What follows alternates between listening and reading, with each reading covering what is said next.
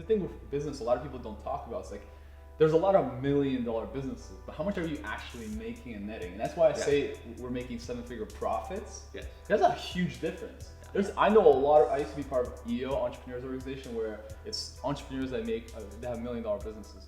But there are so many people in there who are making like 40 grand. Yeah. And because it doesn't like you can make that's one of the biggest misconceptions in business is like just because you have a 7-figure business doesn't mean you're actually making millions or have $1 million cash in your bank account. Yeah. To get $1 million cash in your bank account, you have to make a lot of money because there's taxes, employees, all that stuff that goes out. To actually net after that $1 million and to have in your bank account, that's a huge difference. We're having the Female Entrepreneur Minute. One of the top female entrepreneurs is visiting with her husband, Mimi. And so we get 3 tips for you. End of that. So 3 tips. That's fine. Yeah, we'll call it the Female Entrepreneur Minute with Mimi Icon. I like that name. It's like Icon. I like it. Okay, quiet on the set. Steven is here. 3, 2, 1. Oh, Or you want me to so go you for could the just tip? start right in. Yeah, sure. I'll ask you off camera, that way you get maximum. Yeah. So you got 10 seconds to give one piece of social media advice. What I found works the best is something intriguing that people haven't heard before. 3. Ready, set, go. Consistency is probably one of the most important things when you're posting on social media. You cannot expect results if you're not going to be doing it every single day. Perfect. That was 10 Yeah? seconds. Cool.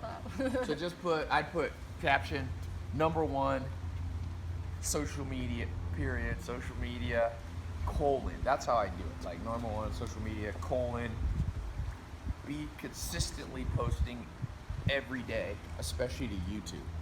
That's the one because people will post to Instagram every day, not YouTube. Willie You can Rex, see it. do you know who he is?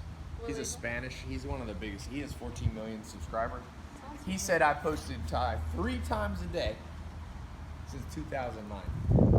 So let me interject in that. I'll add that. Bounce over here. Just shoot the next snap, and then we'll. It's actually better. It'll get more engagement if I comment on it. Snapchat. Full production Snapchat. Oh, dude, Snapchat's the shit. Are you guys blowing up Snap? Yeah. Not as much as you are, but 3, 2, 1. Especially with YouTube. Willie Rex, who has 14 million subscribers, told me he's been posting 3 times a day since 2009.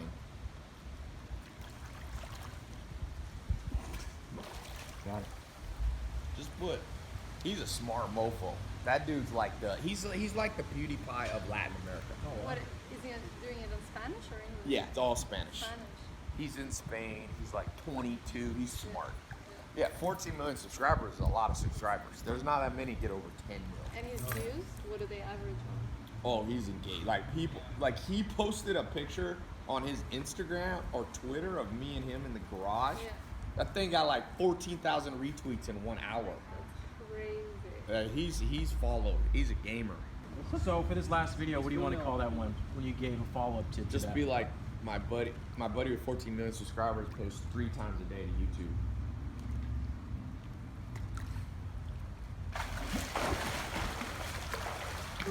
Anything you want to say to the camera? Any behind the scenes action? No, it's just fun. It's fun always see- fun watching Ty because he's just like always channeling this interesting information. I know, this is behind the scenes on the Snapchat production to see how it's done. 14 For times sure. to YouTube.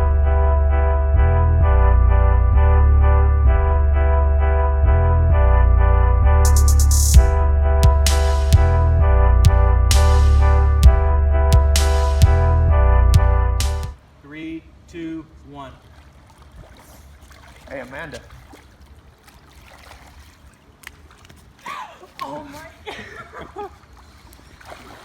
No, man.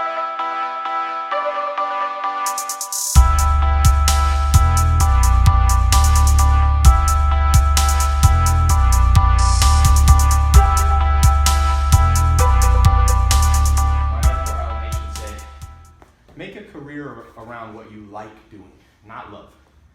So for me, I followed that instructions. And over time, if you do something you like, eventually you start loving it. So, but the most important thing is don't do what you hate. And about 85% of people hate their job. And you'll never make much money in what you hate because you won't have curiosity to study how to become better. You only make money by promotions, either from your boss or you're the boss and you promote yourself.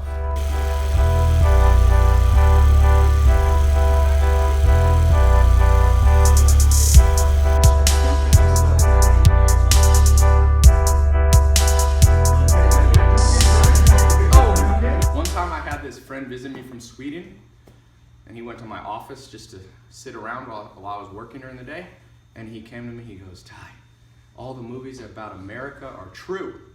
I said, "What do you mean?" He said, "I looked in your office and you had 3 phones. One on your head here, one here going, buy, sell." And he was like, "Dude, that was amazing."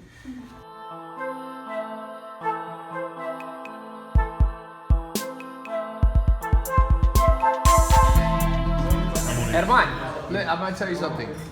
One of the reasons that I respect Higan, besides all of his jiu-jitsu championships and things and belts, Higan is a very enlightened person because he's hard for me to read.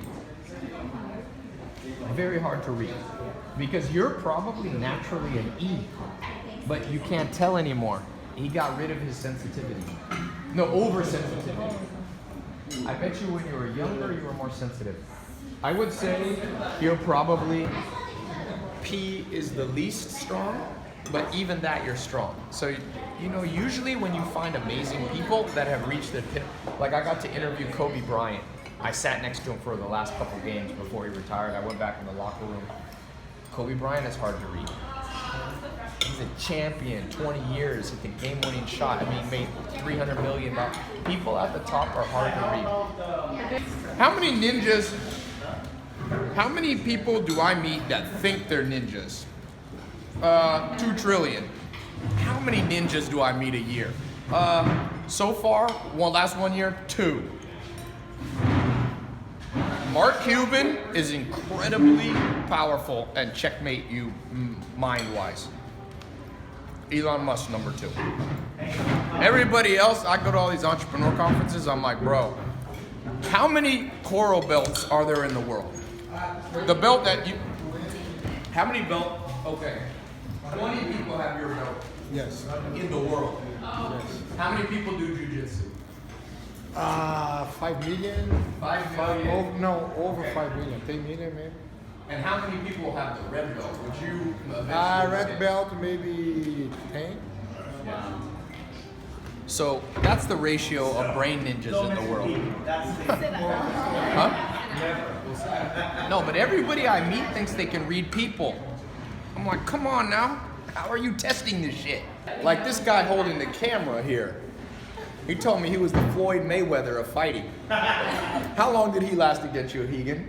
32 seconds, maybe? 30 seconds? It's a pit bull. No, because Andrew's like most people. Most people have a lot of potential, and the fact that they have potential makes them proud of their potential. Never be proud of your potential. He's pretty good. He can be good. He can be good. That's the operative word. Because I can last longer against Higan than you right now. He squashed you. You tapped out faster than any girl I've ever seen. Come on, Andrew. Hey, I told him, Holly Holm stayed strong till she was passed out. This dude got a little side control pressure and was like, let me out, let me out, let me out, let me out. He got a little side control. He can just go like this. Hey, Andrew, you talk. He's a great athlete. He pushed me against the wall. I said, wow, he's a great athlete. I believe this guy. Andrew, he's an enlightened person, more enlightened than me. Enlightened people are nicer. He'd be nicer, a lot nicer. I'm more blunt.